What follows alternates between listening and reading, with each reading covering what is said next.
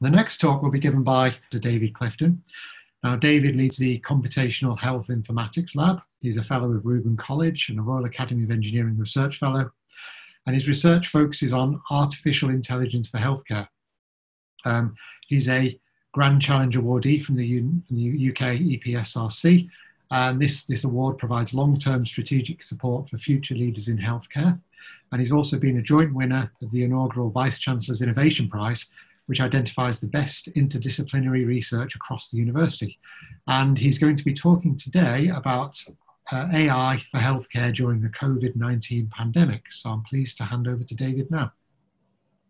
Thank you very much, Martin. Can you see and hear me okay? Can you see my slides as well? I can see your presenter screen. You can see my presenter screen? Mm-hmm. Okay. I had to wrench control of the screen from somebody else. Maybe let's get this correct.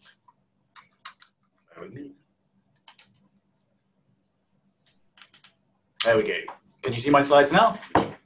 Yes, we can see your full screen. Fantastic. Slide. Thank you very much. And it's a great pleasure to talk to everybody this afternoon, following on the hot on the heels of Professor Tsui, of course, talking about the need for tests, and Professor Tarasenko talking about the importance of data analysis during the pandemic.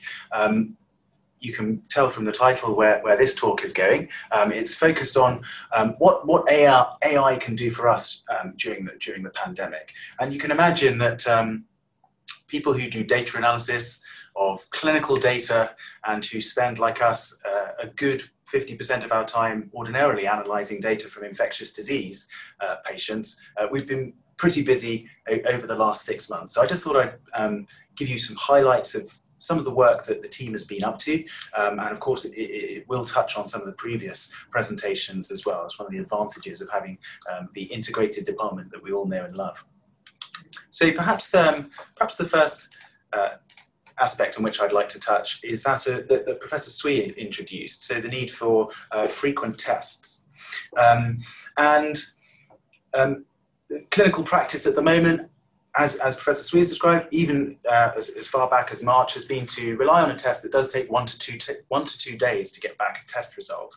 And one of my colleagues with whom we undertook this project, Dr. Andrew Sultan at Oxford University Hospitals, had the anecdote that he indeed, as an emergency department physician, had to take 2 days off work while waiting for a test result for himself that eventually came back negative. So those 2 days of him out of the ED, out of the emergency department, not doing care, not looking after patients because he was waiting for a test.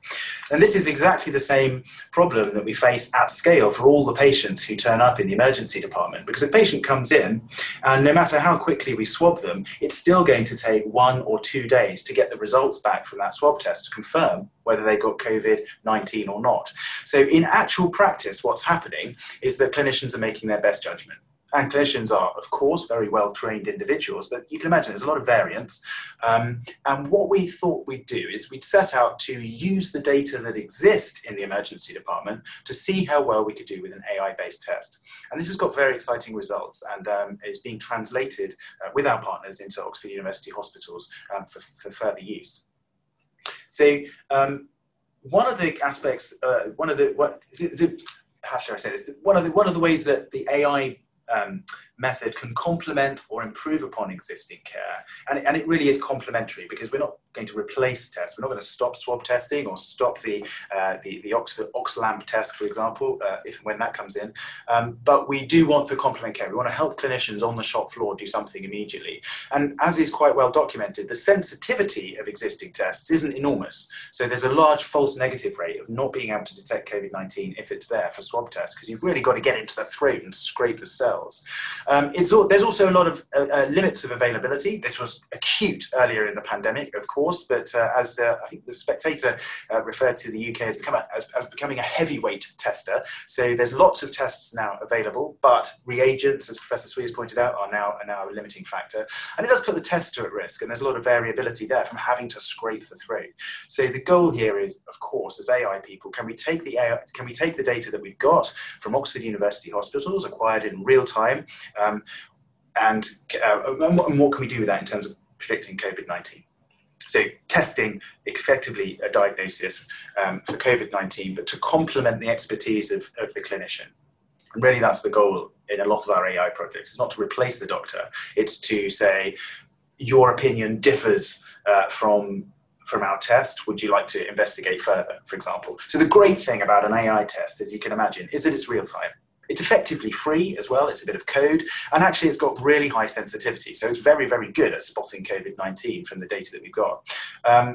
The great thing about it is that we've constrained it to just running on routine blood tests. And they're the kind of data that everybody gets when they go to the emergency department routinely. In fact, our data for blood tests go back to the 1980s. It's so routine. So easy is it to get a blood test, you can ask a medical student to do it. So it's very, very common, and it's done for all patients anyway. For all of the COVID-19 patients that we've had so far in the Oxford University hospitals, and then trialled against controls for whom we know they haven't got COVID, perhaps because they're from 2019 or otherwise, we've got some really, really very good results. So from the blood tests and from other data that come along, that are routine data, we can get up to an accuracy of over 90%. And 90% is really the sweet spot where a clinician would start to take notice and say, actually, I think this is an algorithm that we could use. One of the interesting points is that the very, very, very timely interesting points here is that the Oxford University hospitals audited the performance of their clinicians, because of course, as Professor Tarasenko described, you've got the red zone where you send COVID-19 patients, and you've got the green zone where you've got infection-free patients. And in the green zone, infection control and the cleaning and so forth is a lot more relaxed with respect to the intense infection control that's going on in the red zone.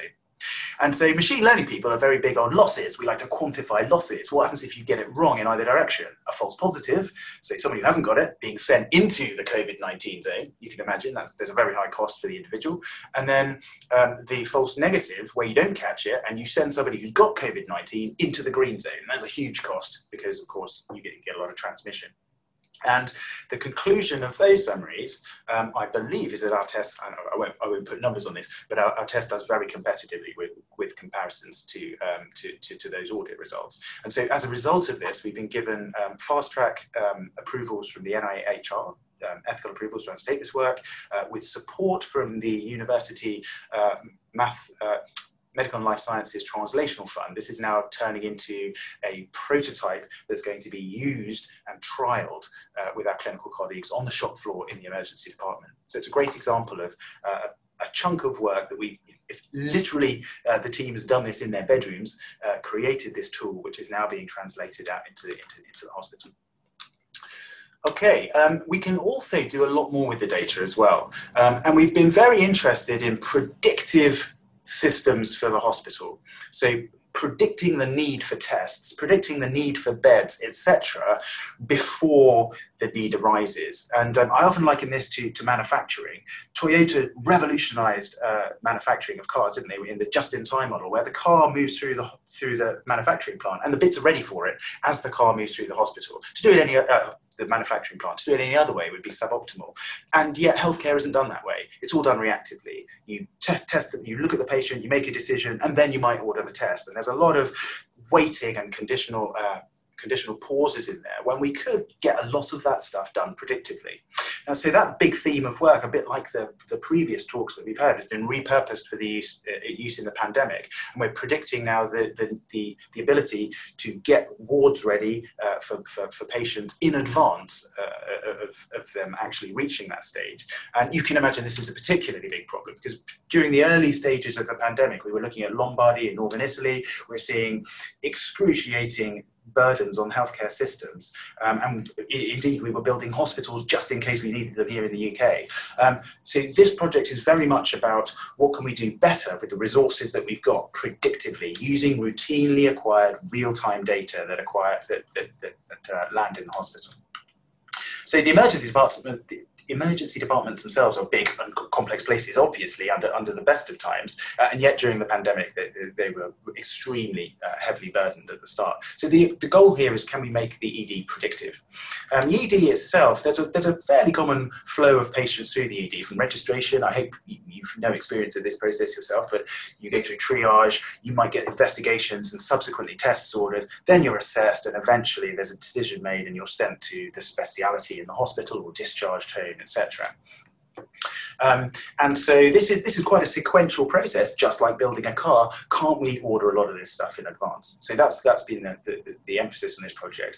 As data sets get ever bigger, and we're up about 1 million patient admissions now, and these are very rich data, very fine-grained, longitudinal, time-varying data of very many tens and hundreds of variables. We rapidly saturate the point where we can do data analysis as normal, by which we get data, train model, try it on some outcomes. So one of the interesting innovations here that was recently published in ICML over the summer is an AI to help us train AIs, if you will. So it's part of the meta-learning field, where we have a teacher network, a large complex AI that's sim lots of training problems, and the student network, which, as its name might suggest, is learning something new. So here, for example, it might be predicting which patient get what, which type of bed we need available for each patient in advance of them acquiring it.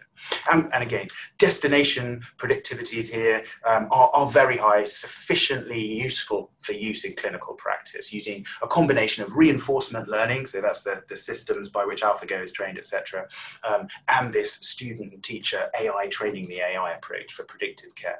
Very finally, just in the last minutes, I'd just like to touch on a final project which is very exciting.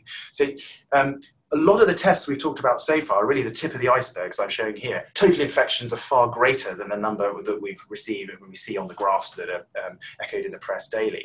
And serological testing helps us understand the true number of patients, so by testing for antibodies, of course, rather than testing for the actual virus in the throat.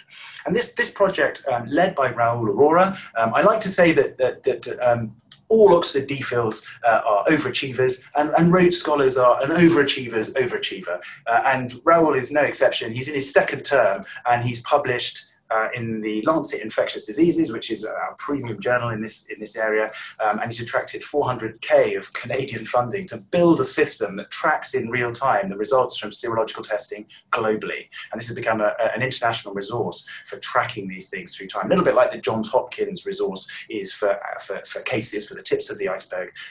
Raoul's serotracker.com dashboard is now used as part of an enormous consortium and a very successful project with quite a large team to be able to track serological testing in real time as a result of the natural language processing of very large corpuses of reported serological testing globally.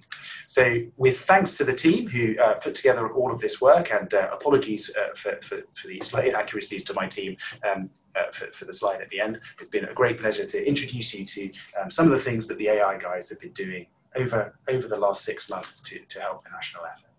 Thank you very much. Okay, thank you, David. Thank you very much for that talk. Hopefully we'll be getting some questions coming up. While we're waiting for that, can I just ask, what's the biggest challenge with getting your methods accepted and used in clinical practice? Because presumably that's a good question. There's a level of testing required. Absolutely. People often talk about the black box nature of AI. So there's a lot of work going into explanatory AI, and that's very relevant in these cases. So from the start, we sort of bake in the explanatory method. So you can say not just why this, not just the fact that we've got risk or we need this particular bed, but why that has happened. But increasingly, I always say that clinicians are very used to dealing with scores. So from the minute you're born, you get an APGAR score, all the way through to the end of life in the intensive care unit as a senior, you get Apache scores. Medics really like to consume scores. They don't really care very much about how those scores have been generated, as long as they're clinically validated, safe, and correspond to actual practice. So machine learning does fit into that niche quite nicely. We can produce very complex models, but as long as they output scores, clinicians seem to find that very acceptable. And that's the sort of thing that we're testing, for example, with the Curial blood test project at the start with research nurses in the emergency department at the moment. Mm-hmm. Okay, thank you. We have another question here. Could you also predict the impact of the reduction of normal hospital activities during the pandemic on excessive subsequent deaths from cancer, cardiac and other issues, for example? Well, that's a fascinating branch of machine learning to do with causal reasoning, the sort of what-if testing. I have to say the sort of stuff we're doing at the moment is more predictive inference based on historical data, based on the pandemic data that we've got. So the kind of models that we've got here, no. Machine learning in general, and that's not something I do a huge amount of, there are groups in the world who like to answer those sort of what-if questions, and Johns Hopkins is actually one of the global centres for that. These models are very good about taking complex time varying data and then making predictions about what's going to happen based on those data. It's a good reason why a good proportion of my group go into the city, because then they can forecast financial futures. I'm happy to report that most seem to stay in biomedical engineering and healthcare technologies. Okay, thank you. So one more question. It's good to see the range of activity in both infection prevention and inpatient care. Clearly the first talk, particularly Lionel's talk, was geared towards the former. Are there plans to exploit AI and perhaps wearables outside of the clinical environment? Indeed. Well, during the pandemic, Professor Tarasenko has surveyed some fantastic work, and of course there's a whole bunch of additional projects there that he hasn't gone into. Outside of the pandemic, we generally do, of course, apply primary care settings, so with the family doctor or at-home monitoring. They're ripe for the use of AI, absolutely. Because the data you get there are noisy, artifactual, they're often self-measured, and machine learning systems are really good. That's the bread and butter of machine learning, at treating those kind of data. So if the data are clean and complete, fine. Clinical practice has a whole bunch of data analysis methods that are well suited for analysing those data. But really where engineers earn their keep, so to speak, so where the data are nasty, noisy, artifactual, and all of the settings that the questioner refers to are right for those. And indeed, we have a lot of ongoing projects with the EPSRC to look at various home monitoring cases. And the EPSRC, I should thank, of course, they've been very supportive in allowing us to repurpose our funding, which supports the largest proportion of my team, into pandemic response programs. Okay, right. Well, thank you very much.